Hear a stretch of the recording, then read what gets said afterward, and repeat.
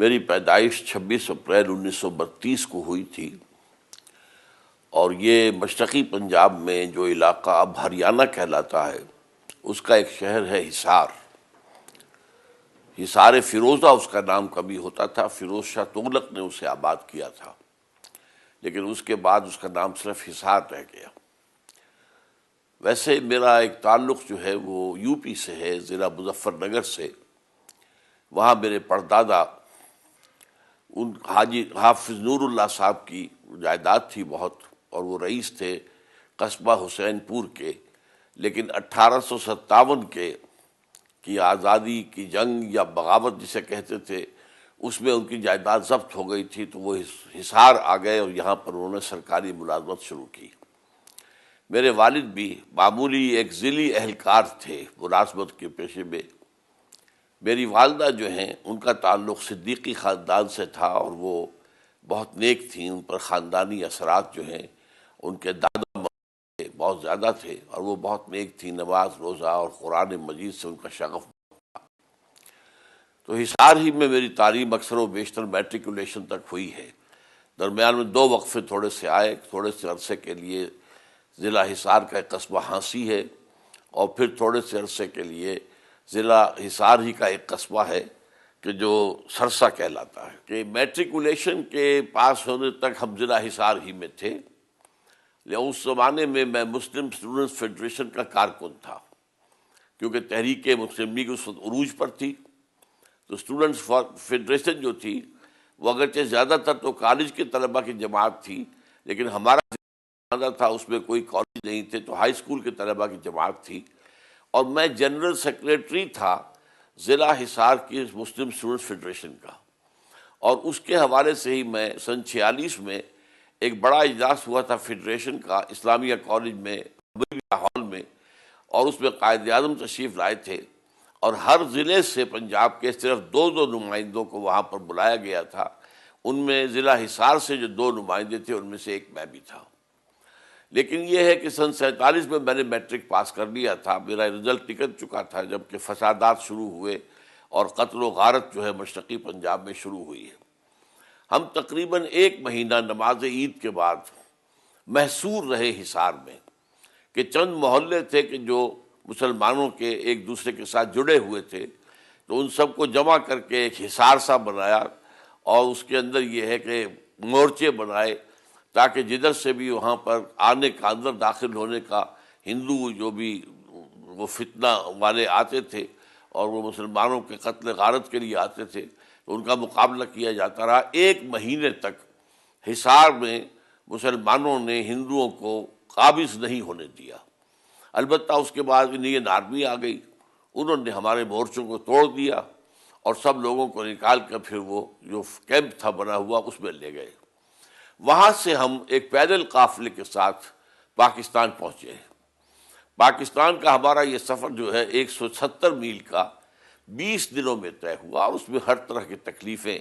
یوں سمجھیے قدم قدم پر آگ اور خون کے دریا عبور کر کے ہم پہنچے ہیں۔ 170 میل 20 دنوں میں۔ پاکستان بننے کے بعد یہاں آ کر میں گورنمنٹ کالج لاہور میں داخل ہو گیا،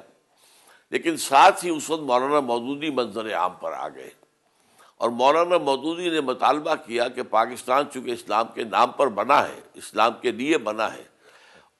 اس لیے یہاں پر اسلامی دستور بننا چاہیے اور اسلامی نظام نافذ ہونا چاہیے۔ اس بات کو اپیل کیا مجھے اس بات میں، اور جو میں نے سمجھا کہ مسلم لیگ کا جو مشن تھا، اب اسی کی تکمیل جو ہے اس طرح مولانا مودودی اس کے لیے کھڑے ہو گئے۔ چنانچہ میں نے جماعت اسلامی کی تحریک کے ساتھ وابستگی اختیار کر لی۔ پہلے میں اس کا ہمدرد بنا، اور اس کے بعد جب اسلامی جمعیت طلبہ قائم ہو گئی کہ جماعت کے ہم خیال نوجوانوں کی ایک علیحدہ تنظیم ہو جمعیت طلبہ، تو میں اس میں شامل ہو گیا۔ پھر مجھ پہ ایک بات واضح ہوئی، اور وہ مولانا مودودی کی تحریروں ہی سے، کہ مسلمان کی زندگی، بندہ مومن کی زندگی میں اس کا جو مقصد ہونا چاہیے وہ اللہ کے دین کو دنیا میں غالب کرنا، اسلامی ریاست قائم کرنا، اسلام کا total politico socio economic system قائم کرنا، اس کے لیے محنت، جد و جہد، اسی کا نام جہاد ہے، اور یہ جہاد جو ہے اللہ کے دین کو غالب کرنے کے لیے ہر مسلمان، ہر بندہ مومن پر فرض ہے۔ یہ بات میرے دل میں اتنی بیٹھ گئی کہ میں ابھی میڈیکل کالج کی تعلیم کے وسط ہی میں تھا، 3rd ایئر میں تھا، کیونکہ آپ کو معلوم ہے کہ اس کا پورا کورس 5 سال کا ہوتا ہے۔ میں 3rd ایئر میں تھا کہ میں نے شعوری طور پر فیصلہ کر لیا کہ میری زندگی کا اصل مقصد اب اللہ تعالیٰ کے دین کو قائم کرنا ہے۔ یہ میرا مقصد جو ہے یہ ہے جو کہ پرائمری ہے، باقی ہر چیز اس کے بعد ہے۔ پرائیورٹیز میری فکس ہو گئیں، اور مجھے اللہ تعالیٰ نے ایک خاص صلاحیت دے دی تھی قرآن مجید کے درس کی، چونکہ ہائی اسکول میں نے عربی زبان ایک بطور مضمون کے پڑھی تھی اور عربی گرامر سے میری واقفیت تھی، تو میں نے درس قرآن کا آغاز کر دیا ایز اے اسٹوڈنٹ ہی، اور اس کو چونکہ لوگوں نے پسند کیا، انہیں محسوس ہوا کہ واقعی بڑی بامانی بات کی جا رہی ہے اور بڑے صحیح انداز میں کی جا رہی ہے، تو میری دلچسپی اس سے بڑھتی چلی گئی اور تعلیم سے کم ہوتی چلی گئی، اور میں نے سمجھا کہ یہ تعلیم صرف ایک پروفیشن ہے، ایک زندگی گزارنے کے لیے معاشی مسئلہ جو ہے اس کو حل کرنے کا ذریعہ ہے، جبکہ یہ دوسرا کام جو ہے یہ انسان کی ابدی زندگی جو ہے، جو آخرت کی زندگی ہے، یہ اس کی کامیابی کے لیے ہے۔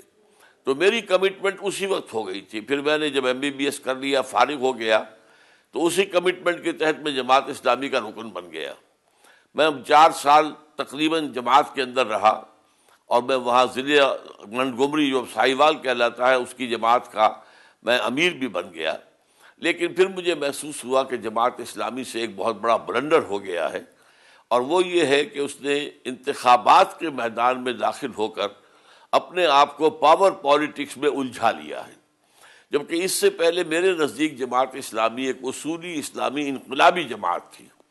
کہ پہلے ذہنی انقلاب لایا جائے، ذہنی اور فکری، پھر عملی اور اخلاقی، اور اس کے بعد پھر یہ ہے کہ نظام سیاست و حکومت کو بدلنے کی کوشش کی جائے اور اس کے لیے انقلابی طریقہ کار اختیار کیا جائے۔ لیکن یہ جب معاملہ مولانا مودودی نے اختیار کر لیا، مجھے اس سے اختلاف ہوا۔ میں نے اس پر 250 صفحے کا اپنا نوٹ آف ڈسینٹ لکھا، جو 1956 میں شائع ہوا تھا، 1956 میں لکھا گیا تھا، لیکن یہ کہ شائع نہیں کیا گیا۔ میں نے، چونکہ میں اس وقت تک جماعت کا رکن تھا، یہ تو ایک پارٹی ورکر کا نوٹ آف ڈسینٹ تھا اپنی پارٹی کی پالیسی سے، تو 10 سال تک وہ رکھا رہا۔ پھر میں نے جماعت اسلامی سے علیحدگی اختیار کر لی۔ اس کے بعد 1966 میں اسے شائع کیا، اور اس کتاب کا نام ہے تحریک جماعت اسلامی، ایک تحقیقی مطالعہ، اور اس کے بعد سے میری زندگی میں کوئی موڑ نہیں ہے، مسلسل میں اسی کام میں قرآن مجید کے ذریعے سے لوگوں کو اسلام کی طرف دعوت، اور قرآن کے ذریعے سے لوگوں کے دلوں میں ایمان کی کیفیات پیدا کرنا، اور پھر ان کو ایک تنظیم میں، ایک جماعت میں، ایک ہیئت اجتماعیہ میں منسلک کر کے وہ قوت فراہم کرنا کہ جس سے پھر ایک انقلاب لایا جا سکے اور اسلام کا مکمل نظام جو ہے سیاسی، معاشی، معاشرتی، اس کو نافذ کیا جائے۔